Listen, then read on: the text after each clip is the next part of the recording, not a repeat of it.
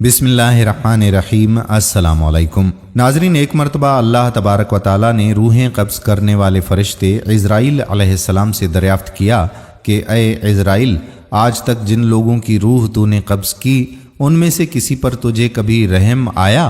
حضرت عزرائیل علیہ السلام نے عرض کیا کہ اے پروردگار، تو خوب جانتا ہے کہ روح قبض کرتے وقت ہمیشہ میرا دل دکھتا ہے، لیکن تیرے حکم سے سرتابی کی مجال کہاں؟ اللہ تعالیٰ نے پوچھا کہ یہ بتا کہ تجھے کس پر سب سے زیادہ ترس آیا اور کس کی موت پر تیرا قلب تڑپا؟ حضرت عزرائیل علیہ السلام نے عرض کیا کہ یا الہی، ایک موت ایسی ہے جو نہیں بھولتی، اور وہ غم ایسا ہے جو تنہائی میں بھی میرے ساتھ رہتا ہے۔ ایک کشتی مرد و زن سے بھری ہوئی سمندر میں سفر کر رہی تھی، تو نے حکم دیا کہ اس کشتی کو فنا کر دے۔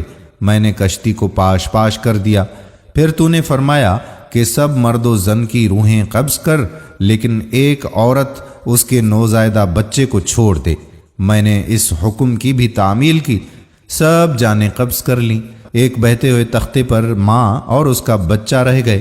سمندر کی لہریں اس تختے کو اپنے ساتھ لے گئیں اور بڑھتی رہیں، اور تیز ہوا نے اسے آنن فانن سینکڑوں میل دور سمندر کے کنارے پر پہنچا دیا۔ میں اس ماں اور بچے کے بچ جانے سے بہت خوش ہوا، لیکن اسی آن حکم صادر ہوا کہ اے عزرائیل، جلد ماں کی روح قبض کر اور بچے کو اکیلا چھوڑ دے۔ اے باری تعالیٰ، تو خوب جانتا ہے کہ یہ حکم پا کر میرا بھی کلیجہ کانپ گیا تھا، اور جب میں نے اس شیر خوار بچے کو اس کی ماں سے الگ کیا تو مجھے کس قدر تکلیف پہنچی تھی۔ اب اس واقعے پر ایک مدت بیت چکی ہے، لیکن وہ بچہ مجھے برابر یاد آتا ہے۔ حق جل شانہ نے عزرائیل کی عرض سن کر فرمایا، کیا تو جانتا ہے کہ وہ بچہ اب کہاں اور کس حال میں ہے؟ حضرت عزرائیل علیہ السلام نے عرض کیا کہ یا پروردگار، تجھی کو علم ہے۔ ارشاد ہوا کہ اے عزرائیل سن، جب تو نے ماں کی روح قبض کی اور بچے کو تنہا چھوڑ دیا تو ہم نے سمندر کی ایک موج کو حکم دیا کہ اس بچے کو احتیاط سے ایک ویران جزیرے میں ڈال دے۔ اس جزیرے میں ایک سرسبز اور گھنا جنگل تھا، یہاں صاف شفاف میٹھے پانی کے چشمے بہتے تھے اور بے شمار پھلدار درخت تھے۔ اس جزیرے پر ہم نے اپنے فضل و کرم سے محض اس بچے کی خاطر لاکھوں خوشنما اور حسین پرندے بھیجے جو ہر وقت چہچہاتے اور نئے سے نیا راگ آلاپتے تھے۔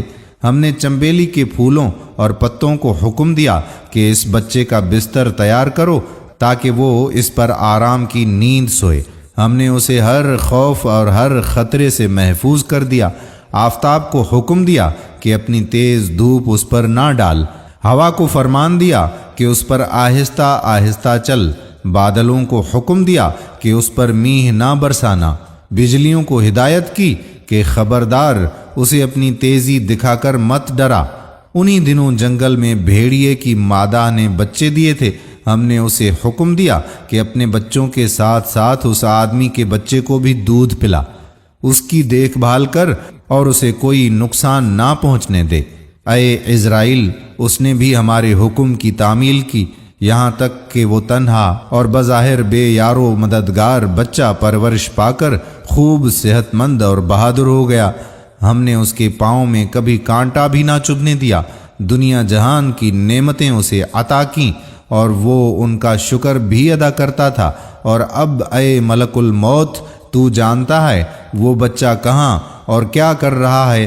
حضرت عزرائیل علیہ السلام نے سجدہ کرتے ہوئے عرض کیا، یا باری تعالیٰ، تجھی کو علم۔ اللہ تعالیٰ نے فرمایا، وہ بچہ نمرود بن گیا، اور اسی نے میرے خلیل حضرت ابراہیم علیہ السلام کو آگ کے الاؤ میں جھونکا ہے۔ اب وہ خدائی کا دعویٰ کر کے لوگوں کو میری راہ سے ہٹاتا ہے اور ان پر تشدد کرتا ہے۔ اللہ اکبر۔ دوستو، ہم امید کرتے ہیں کہ ہماری آج کی ویڈیو آپ سب لوگوں کو ضرور پسند آئی ہوگی اور اپنے دوستوں کے ساتھ اسے شیئر ضرور کریں گے۔